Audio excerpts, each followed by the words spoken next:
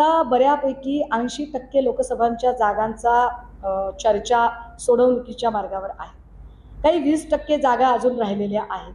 शिर्डी लोकसभेची जागा कोण लढवेल? ती काँग्रेसकडे जाईल का?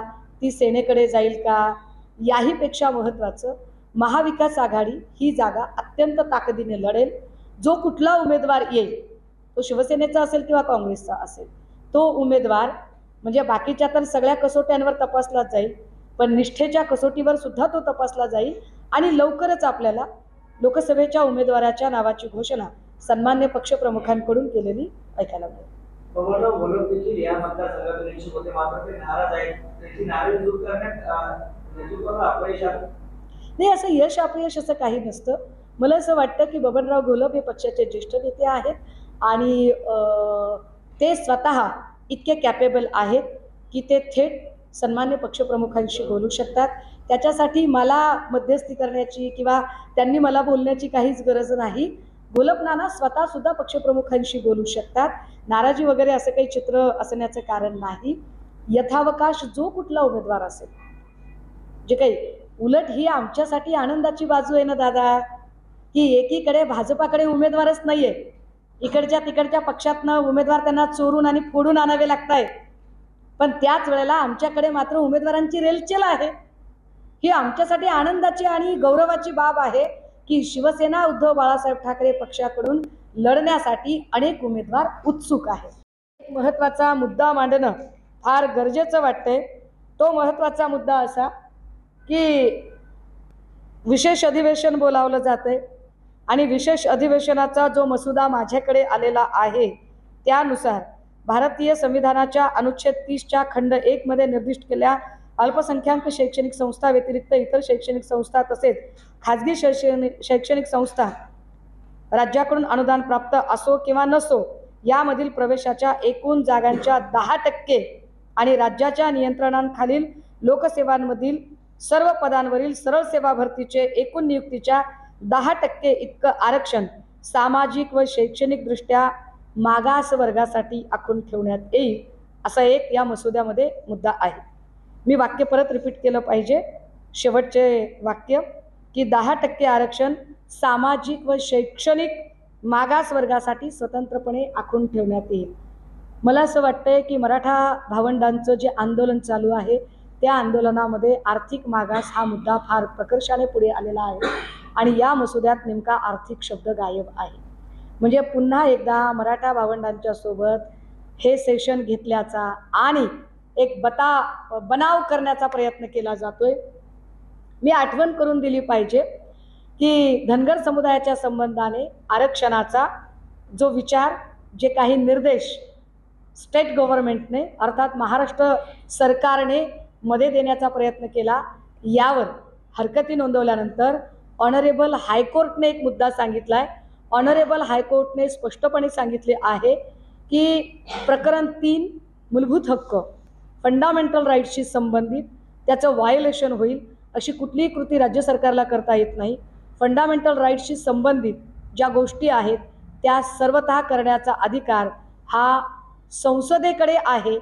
तरीसुद्धा इथे अधिवेशन होतंय, मराठा भावंडांना मिळावं का? नक्की मिळावं. मराठा भावंडांच्या हक्कांचा विषय आहे का?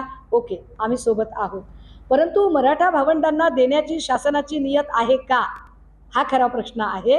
कारण जर ऑनरेबल हायकोर्टने आत्ता सांगितलंय SC STच्या संबंधाने बोलताना की हा जो विषय आहे हा कम्प्लिटली पार्लमेंटकडे विषय आहे, स्टेट गव्हर्नमेंट त्यात बोलू शकणार नाही, तर मला असं वाटतं की जे विशेष अधिवेशन आत्ता होत आहे हे विशेष अधिवेशन हे स्टेटचं नाही, हे पार्लमेंटचं अधिवेशन व्हायला हवं. स्टेट गव्हर्नमेंटने फार तर असेंब्लीमध्ये एक रिझोल्युशन पास करायला हवं, एक ठराव पारित करायला हवा आणि ते रिझोल्युशन त्यांनी पार्लमेंटकडे पाठवावं लागेल आणि पार्लमेंटमध्ये ते पाठवू शकतात कारण सत्ता भाजपाची आहे केंद्रात आणि राज्यात. आणि राज्यातले जे आताचे मुख्यमंत्री उपमुख्यमंत्री आहेत, दादा असतील किंवा शिंदे साहेब असतील, यांच्या पाठीशी महाशक्ती आहे. महाशक्तीची खरंच नियत असेल, इच्छाशक्ती असेल आणि टिकणारं आरक्षण त्यांना द्यायचं असेल, टिकणारं हा शब्द फार महत्त्वाचा आहे, टिकणारं आरक्षण त्यांना द्यायचं असेल तर त्यांनी इथे रिझोल्युशन पास करून ते रिझोल्युशन पार्लमेंटकडे पाठवण्याची जास्त गरज आहे. मला वाटतं या सगळ्या मुद्द्यांवरती फार तातडीने आम्हाला भूमिका मांडणं गरजेचं वाटलं, कारण पुन्हा हे संपूर्ण मराठा समुदायाची किंवा एकूण ओबीसी समुदायाची यांची दिशाभूल करू शकतात. ती दिशाभूल होऊ नये म्हणून ही मांडणी करणं गरजेचं वाटलं. थँक्यू. संदर्भात जे आहे ती चर्चा होणार नाहीये, फक्त मुख्यमंत्री आणि उपमुख्यमंत्री जे आहे ते निवेदन करणार आहेत. कसं बघताय? मी तेच सांगते. मी मगाशी एक मुद्दा वाचला, मी दुसरा मुद्दा आपल्याला वाचून दाखवते. हा माध्यमांकडूनच माझ्याकडे आलेलं ड्राफ्टिंग आहे. हे ड्राफ्टिंग अत्यंत महत्त्वाच्या एका वृत्तवाहिनीकडून आलेलं ड्राफ्टिंग आहे. मराठा समाज सामाजिक व शैक्षणिक ग्रुपचा मागासवर्गीय आहे आणि भारताच्या संविधानाच्या अनुच्छेद 342 क 3 अन्वये असा वर्ग म्हणून विनिर्देशित करण्यात यावा आणि संविधानाच्या अनुच्छेद 15.4, 15.5 व अनुच्छेद 16.4 अन्वये त्या वर्गासाठी आरक्षण देण्यात यावे असा माझ्याकडे आलेला मसुदा आहे. पण जर आपण सांगत असाल की यावर चर्चा होणार नाही, तर याचा अर्थ ही सरळ सरळ मराठा समुदायाची धुळफेक आहे. मग तुम्ही वाशीमध्ये जी अधिसूचना काढली त्याचं काय केलं? वाशीत जी अधिसूचना काढली होती, अधिसूचनेचा अध्यादेशमध्ये परिवर्तन होणे गरजेचे असते. अधिसूचनेचा जोपर्यंत अध्यादेश निघत नाही तोपर्यंत त्याचा शासन निर्णय होत नाही, त्याचा कायदा होत नाही. परंतु 15 फेब्रुवारीपर्यंत हरकती मागवल्या आणि 15 नंतर त्या हरकतींवर साधक बाधक चर्चा, यावर 15 फेब्रुवारीच्या नंतर सरकारने आपलं म्हणणं मांडणारी पत्रकार परिषद घेणं अपेक्षित होतं. सरकारने स्पष्टपणे सर्व माध्यमांच्या समोर येऊन नेमक्या काय हरकती आल्या, कुठल्या संघटनांच्या कुठल्या समुदायाच्या हरकती आल्या, या हरकतींमध्ये कोणते महत्त्वाचे मुद्दे होते, या मुद्द्यांचं निरसन ते कशा पद्धतीने करणार आहेत. जी भाजपा एकीकडे सांगते की आम्ही ओबीसी समुदायाच्या आरक्षणाला धक्का लागू देणार नाही, म्हणजे नेमकं काय करणार आहेत, या सगळ्याच मुद्द्यांवरती मला वाटतं एकत्रितपणे मुख्यमंत्री महोदय आणि दोनही उपमुख्यमंत्री महोदय या तिघांनी एकत्रित माध्यमांच्या समोर येऊन चर्चा करणे अपेक्षित होते. अशी कुठलीही चर्चा न करता ते तातडीने अधिवेशन, बरं ते अधिवेशन बोलावतात का, चांगली गोष्ट आहे, त्यांनी बोलवावं अधिवेशन. मराठा समुदायाचा प्रश्न मार्गी लागत असेल ओके, हरकत नाही, वी आर विथ देम, आमचं काही प्रॉब्लेम नाही. परंतु तुम्ही दिशाभूल करताय का, धुळफेक करताय का? कारण हे जे चाललेलं आहे, जेवढा काही माझा कायद्याचा अभ्यास आहे, एक कायद्याची विद्यार्थिनी म्हणून जेवढे काही मी समजून घेते त्यानुसार जर अगदी 3 ते 4 दिवसांपूर्वी धनगर आरक्षणाच्या संबंधाने ऑनरेबल हायकोर्टाने सांगताना स्पष्टपणे म्हटलं की तुमच्या हातातच काही नाही आहे, तर हे काय दाखवत आहेत नेमकं लोकांना? मला असं वाटतं की मी जे पुन्हा बोलते की या सगळ्यांच्या मध्ये चर्चा होत नाही जेव्हा असं आपण व्हॅलिड सांगताय, आपण जे सांगताय ते खरं आहे अशी माझी धारणा आहे, आपण जे सांगताय ते पूर्ण माहिती घेऊन सांगताय अशी माझी धारणा आहे. पण जर असं असेल तर मग ही शुद्ध फसवणूक आहे. कारण अजून एक 10 ते 15 दिवसांमध्ये आचारसंहिता लागेल आणि आचारसंहितेनंतर यांचे वादे इरादे हे फक्त आणि फक्त इतिहास बनून राहतील, याचा काहीही उपयोग होणार नाही. काही दिवसांपूर्वी वाशी येथे मोठा जल्लोष करण्यात आला, अध्यादेश काढण्यात आला, मग ती केवळ मराठा समाजाची फसवणूक केली सरकारने. मी आपल्याला पुन्हा एकदा सांगितलं पाहिजे, वाशी येथे जे दाखवलं गेलं होता तो अध्यादेश नव्हता, ती अधिसूचना होती. अधिसूचनेचा अध्यादेश होण्यासाठी एक प्रक्रिया असते. अधिसूचना आधी काढली, 15 फेब्रुवारीपर्यंत हरकती मागवल्या, त्या हरकतींवरती 15 ते पुढचा काळ साधक बाधक चर्चा आणि चर्चेनंतर अध्यादेश, अशी जी एकूण प्रक्रिया आहे, ही प्रक्रिया पाहता मला वाटतं की 15 तारखेच्या नंतर सरकारने संयुक्तपणे माध्यमांच्या समोर येऊन कोणत्या अडचणी आलेल्या आहेत, अडथळे काय आहेत, आम्ही म्हणत नाही की, कारण शेवटी सगळी माणसं आहेत, त्यामुळे आम्ही मुख्यमंत्र्यांची मानवीय बाजू समजूच शकतो, सरकारची मानवीय बाजू आम्ही समजूच शकतो, पण नेमके काय अडथळे आहेत, हरकती काय आहेत, हरकती घेताना कुणी ओबीसीच्या कुठल्या संघटनांनी हरकती घेतलेल्या आहेत का, त्यांचे मुद्दे काय आहेत, हे सुद्धा लोकांच्या समोर येणं गरजेचं आहे. आणि जर असं सगळं असेल आणि तरीही जर हे म्हणत असतील की नाही आता आम्ही अध्यादेश करू, तर तो अध्यादेश टिकेल का? जर तुम्ही त्या हरकतींचा विचारच केला नाही तर उद्या ती हरकत घेणारी माणसं न्यायालयात जाणार नाहीत कशावरून? उद्या पुन्हा सुप्रीम कोर्टामध्ये ते प्रलंबित राहणार नाही कशावरून? त्यामुळे या सगळ्यांना जर एक पक्क स्वरूप द्यायचं असेल, टिकणार स्थायी असं आरक्षण द्यायचं असेल, तर मला असं वाटतं की यामध्ये इथं रिझोल्युशन पास करून ते पार्लमेंटकडे पाठवा आणि तातडीनं, हे जास्त गरजेचं आहे. सापडते गृहविभाग पूर्णपणे सक्षम केलं. नाही, गृह विभाग अपयशी ठरला हे बोलून आता जिवा जिजून गेल्या, पण गृह विभागाची कातडी इतकी गेंड्याची झालेली आहे ना, इतकी निगरगट्टा झालेली आहे. मी आपल्याला आठवण करून दिली पाहिजे, जेव्हा महाविकास आघाडीचं सरकार होतं आणि IQ माहितीच्या आधारे अनिल देशमुख साहेबांवर आरोप झाले होते. IQ, please note this word. IQ माहितीच्या आधारे अनिल देशमुख साहेबांवरती आरोप झाले होते. तेव्हा त्यांनी स्वतः सांगितलं की मीच गृहमंत्री पदावर असेल आणि माझ्या संदर्भाने चौकशी असेल तर ही चौकशी प्रभावित होऊ शकते, सबब मी पदाचा राजीनामा देत बाजूला जात आहे. नंतर परमवीर सिंग आणि या सगळ्या लोकांनी काय म्हटलं आपल्याला माहिती आहे की त्यांच्याकडे पुरावेच नव्हते. परंतु दुसरीकडे विद्यमान गृहमंत्री देवेंद्र फडणवीस साहेब स्वतः सभागृहाच्या पटलावर सांगत आहेत की माझ्या पत्नीवर स्पाईंग झालं, माझ्या पत्नीला खंडणी मागितली गेली. अनिक्षा जयसिंघानी प्रकरणामध्ये अमृताजी स्वतः तक्रारदार आहेत आणि त्या प्रकरणाची चौकशी करताना जयसिंघानी सांगत आहेत की माझ्याकडे अनेक गृहमंत्र्यांच्या विरोधातले सुद्धा पुरावे आहेत. मला वाटतं नैतिकता म्हणून त्याच वेळेला देवेंद्रजींनी राजीनामा देणं अपेक्षित होतं. बारसू रिफायनरीवर लाठी हल्ला झाला, आळंदीतला वारकऱ्यांवर लाठी हल्ला झाला, मराठा समुदायातल्या आंदोलकांवरती लाठी हल्ला झाला. जिथे जिथे लोक न्याय मागायला जातात तिथे लाठी हल्ले होत आहेत. उद्धव साहेबांच्या काळात 2.5 वर्षात एकही मॉब लिंचिंगची घटना झाली नाही. आम्हाला अभिमान आणि आनंद आहे. उद्धव साहेबांच्या काळात एकही दंगल झाली नाही. उद्धव साहेबांच्या काळात एकही लाठी हल्ला आणि गोळीबाराची घटना झाली नाही. उद्धव साहेबांच्या काळात सगळ्यात महत्त्वाची गोष्ट कायदा आणि सुव्यवस्था कोविडचा काळ असताना सुद्धा अत्यंत चोख होती. देवेंद्र फडणवीस साहेबांच्या काळात सध्या चक्क पोलीस स्टेशनमध्ये गोळीबार होत आहे, फेसबुक लाईव्ह करून लोक मर्डर करत आहेत आणि तरीही फडणवीस साहेबांना नैतिकता म्हणून आपण पद सोडलं पाहिजे, त्या नैतिकतेची जराही चाड वाटत नाही. हे दुर्दैवी आहे आणि याचाच परिणाम म्हणून त्यांच्या भाटगिरी करणारी जी ब्रिगेड आहे त्या भाटगिरी करणाऱ्या ब्रिगेडमधले नितेश राणेंसारखी माणसं बेताल वक्तव्य करत पोलिसांबद्दल इतकी मुजोरीची भाषा करतात की ज्यामुळे जनसामान्यांमध्ये कुठलाही धाक राहत नाही. याला अपयश नाही, अपयश हा शब्द लहान ठरेल, ही गृह मंत्रालयाची नाचक्की आहे. ही देवेंद्र फडणवीस साहेबांमुळे गृह मंत्रालयाचं जे अवमूल्यन होत आहे, जे रसातळाला जात आहे, त्याला जबाबदार फडणवीस साहेब आहेत. अहमदनगर जिल्ह्यामध्ये गेल्या 3 दिवसांपासून जो दौरा चालू आहे, या दौऱ्यात ज्या विविध समस्या आम्हाला प्रकर्षाने जाणवतात त्यातला महत्त्वाचा मुद्दा तो दूध विक्रेत्यांचा, की ज्या पद्धतीने दुधाचा भाव अगदी म्हणजे 20 रुपयावर येऊन ठेपलेला आहे आणि अनेकांना बोलल्यानंतर लक्षात येतं की तब्बल 67% दुधातली भेसळ आहे. ही भेसळ कुठून होते, कशी होते हे शासन करताना माहीत नाही असं अजिबात नाही. पण जर भांडवलदारांचं भलंच करायचं असेल तर भेसळीवरती छापेमारीच करायची नाही असं काही ठरलंय का, त्याचा जरा एकदा परामर्श घेणं गरजेचं आहे.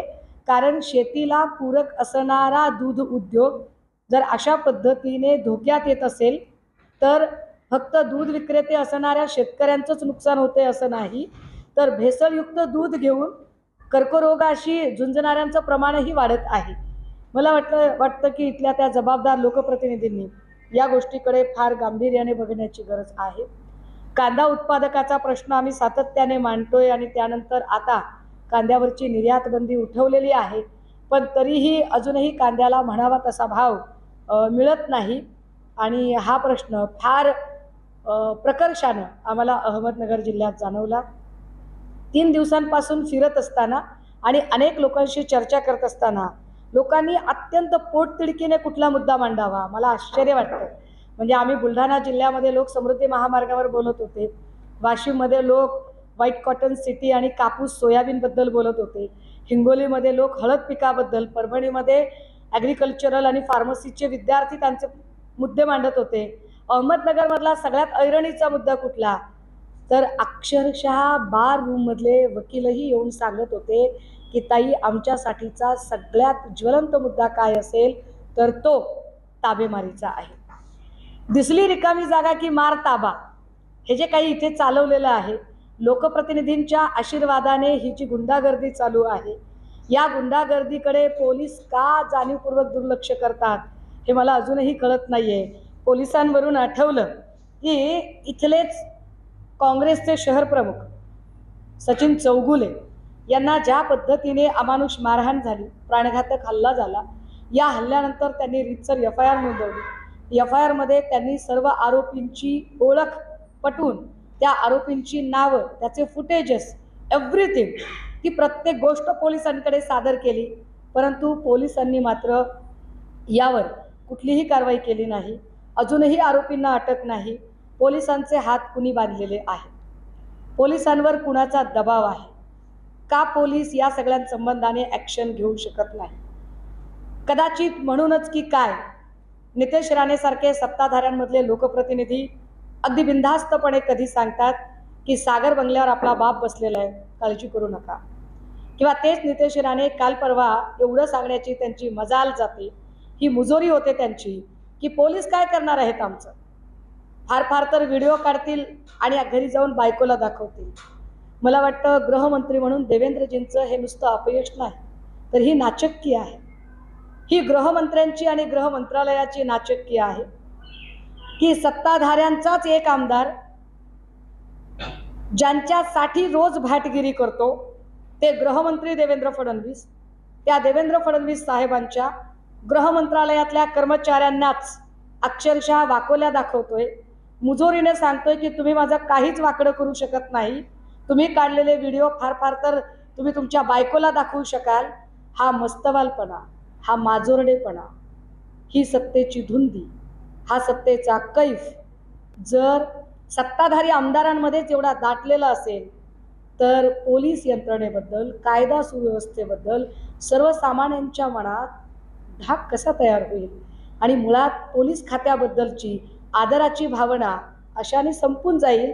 आणि याला कारण पुन्हा एकदा, म्हणजे वारंवार आम्हाला नाईलाजाने पुन्हा पुन्हा देवेंद्रजींवरती बोट उचलावं लागतं, कारण हे देवेंद्रजींचं पाप आहे की त्यांनी पोलीस खात्याची सगळी गरिमा मलिन केलेली आहे.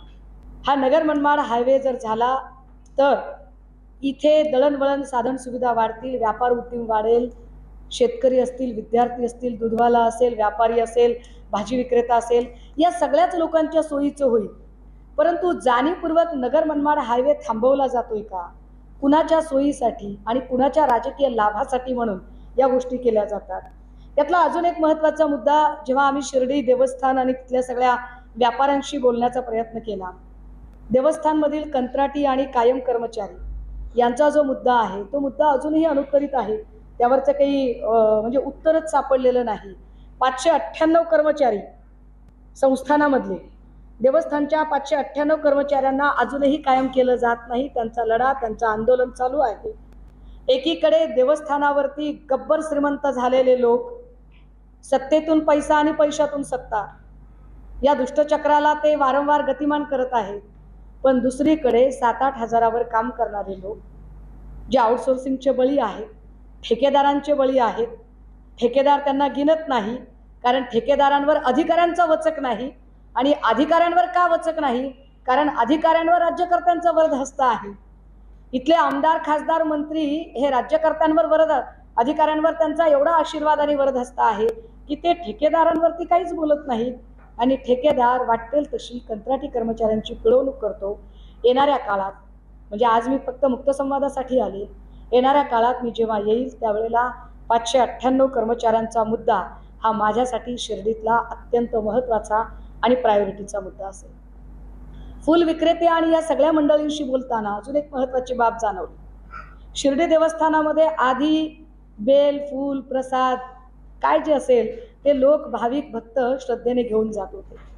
परंतु गेल्या काही काळामध्ये या फुल विक्रेत्यांनाच मज्जाव करण्यात आला, कारण मंदिराच्या आत फुल नेऊ दिलं जात नाही.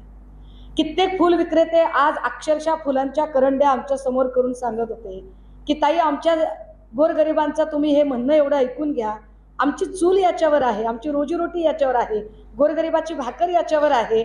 जर ही फुलं विकलीच गेली नाही, हे बेलफूल विकलं नाही तर घरांच्या चुली कशा पेटतील? एकीकडे इथले लोकप्रतिनिधी विखे पाटील हे सांगताहेत की समाधीवर जी फुलं येतात या फुलांपासून अगरबत्ती बनवली जाते. लोक अत्यंत भाविक भक्तीने ती अगरबत्ती विकत घेतात. पण अगरबत्तीचा कारखाना कोणाचा? तर पुन्हा विखे पाटलांचा. कारखान्यातल्या कर्मचाऱ्यांना किती पगार द्यायचा, किती नाही द्यायचा, कोणाला कायम करायचं, कोणाला कंत्राटी ठेवायचं, हे ठरवण्याचा अधिकार कोणाचा? पुन्हा विखे पाटलांचाच. म्हणजे सगळीकडून दमनाची आणि शोषणाची यंत्रणा ही विखे पाटलांच्या हातात असावी, हे आश्चर्यकारक आहे. म्हणजे गोरगरीब जो माणूस आहे, ज्याची रोजची रोजीरोटी त्या फुलांवर आहे, त्या फुल विक्रेत्यांना फुल विकू दिलं जात नाही, त्यांची फुलं अजिबात मंदिरात जाऊ दिली जात नाहीत. पण त्याच वेळेला समाधीवरच्या फुलाचा व्यापार करून, अक्षरशः श्रद्धेचा व्यापार करून त्या फुलांवर स्वतः गब्बर होण्याचे इमले मात्र रचले जातात. हे वाईट आहे, हे भयंकर आहे. मला वाटतं त्या फुल विक्रेत्यांच्यासाठी सुद्धा एक आंदोलन उभं करणं गरजेचं आहे.